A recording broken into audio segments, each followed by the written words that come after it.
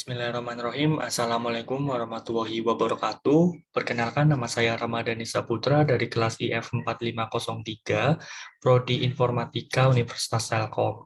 Di sini saya akan menyampaikan resume mengenai sumber-sumber hukum Islam yang disusun oleh saya sendiri. Langsung saja kita ke pembahasannya.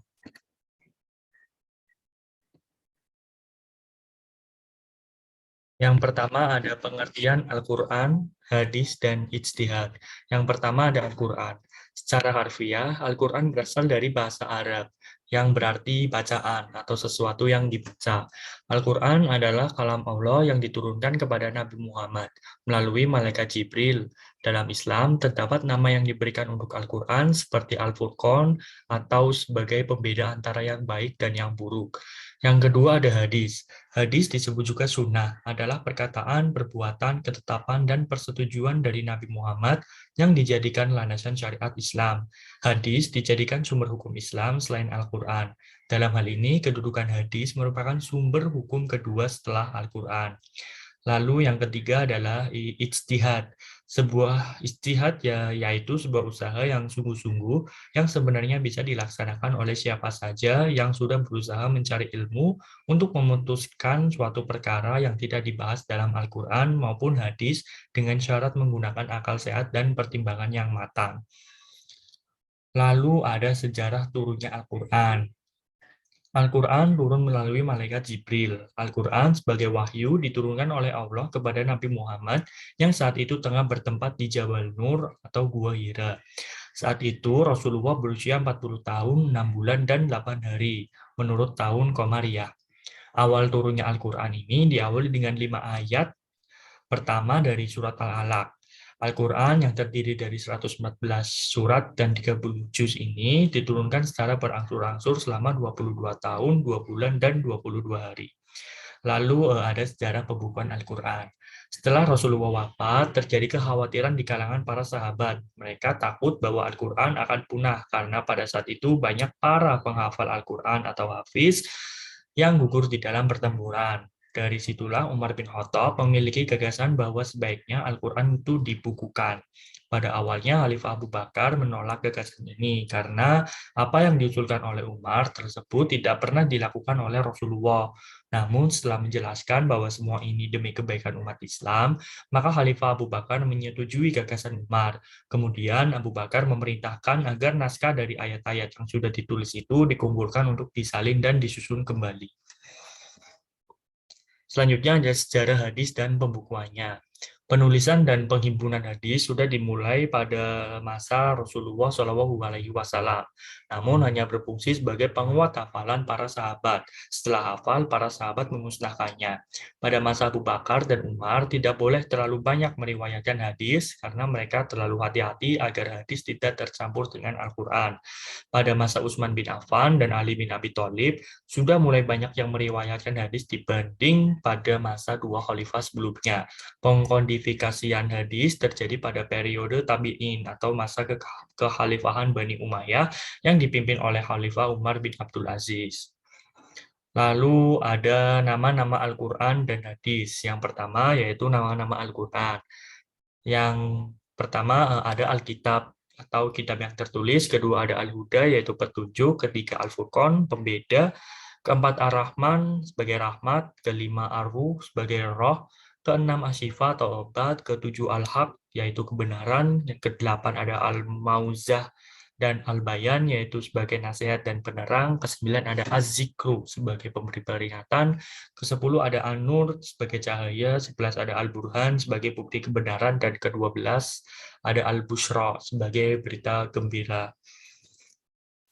Lalu ada nama-nama hadis. Yang pertama hadis sahih, yaitu hadis yang sehat atau hadis yang selamat. Yang kedua ada hadis hasan, yaitu hadis yang dinukilkan oleh orang yang adil, yang kurang kuat ingatannya, yang mutasil sanadnya, tidak cacat dan tidak ganjil.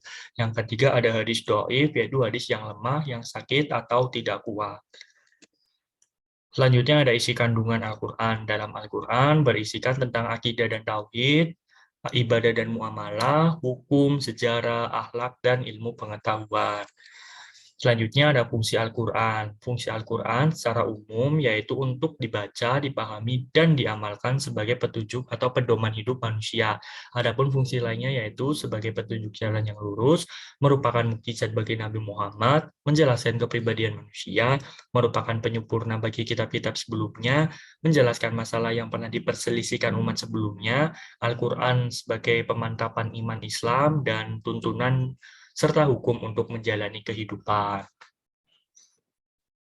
Lalu ada fungsi hadis. Secara umum, fungsi hadis yaitu menegaskan, memperjelas, dan menguatkan hukum-hukum dan hal-hal yang lain yang ada di Al-Quran. Namun, ada hal yang lain yaitu hadis sebagai bayan at-takrir, yaitu memperjelas isi Al-Quran, bayan at-tafsir, yaitu menafsirkan isi Al-Quran, dan yang terakhir ada bayan at-tashri' sebagai memberi kepastian hukum Islam. Selanjutnya ada pembagian dan klasifikasi hadis. Klasifikasi hadis. Hadis bisa diklasifikasikan berdasarkan sebagian kriteria, yakni berasalnya ujung sanad, keutuhan rantai sanad, jumlah penutur atau periwayat, serta tingkat keaslian hadis atau dapat diterimanya hadis yang bersangkutan. Yang selanjutnya ada pembagian hadis berdasarkan ujung sanad. Satu, hadis marfu, yaitu hadis yang sanadnya berujung langsung pada Nabi Muhammad. Yang kedua ada hadis mauquf, yaitu hadis yang sanadnya terhenti pada para kenalan Nabi tanpa berada tanda-tanda baik secara perkataan maupun kelakuan yang menunjukkan derajat marfu. Yang ketiga ada hadis maqtu, yaitu hadis yang sanadnya berujung pada para tabi'in atau penerus. Selanjutnya ada pembagian hadis berdasarkan keutuhan rantai atau lapisan sanad. Yang pertama, hadis musnad, yaitu sebuah hadis yang tergolong musnad apabila urutan sanad yang dipunyai hadis tersebut tidak terpotong pada bidang tertentu. Yang kedua ada hadis mursal, yaitu jika penutur satu tidak dijumpai atau dengan kata lain seorang tabi'in menisbatkan langsung kepada Rasulullah. Yang ketiga ada hadis munqati, yaitu jika sanad putus pada noda satu penutur, yakni penutur 4 atau 3. Yang keempat ada hadis mu'dal, yaitu jika sanad terputus pada 2 generasi penutur berulang-ulang. Yang kelima ada hadis mu'alaq, jika sanad terputus pada penutur 4 hingga penutur 1. Selanjutnya ada pembagian hadis berdasarkan jumlah penutur. Yang pertama hadis mutawir, yaitu hadis yang diriwayatkan oleh sekelompok orang dari sebagian sanad dan tidak terdapat probabilitas bahwa mereka semua sepakat bagi berdusta bersama akan hal itu. Yang kedua ada hadis hari pertama, yaitu hadis yang diriwayatkan oleh sekelompok orang namun tidak mencapai tingkatan mutawir. Lalu yang terakhir ada pembagian hadis berdasarkan tingkat keaslian. Yang pertama ada hadis sahih, yakni tingkatan tertinggi penerimaan pada suatu hadis.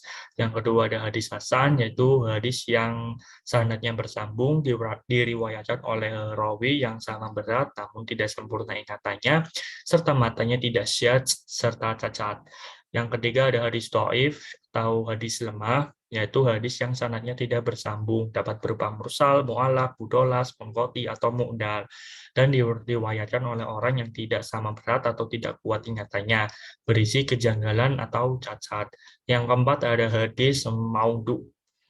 Jika hadis dicurigai palsu atau buatan karena dalam rantai sanadnya dijumpai penutur yang memiliki probabilitas berdusta.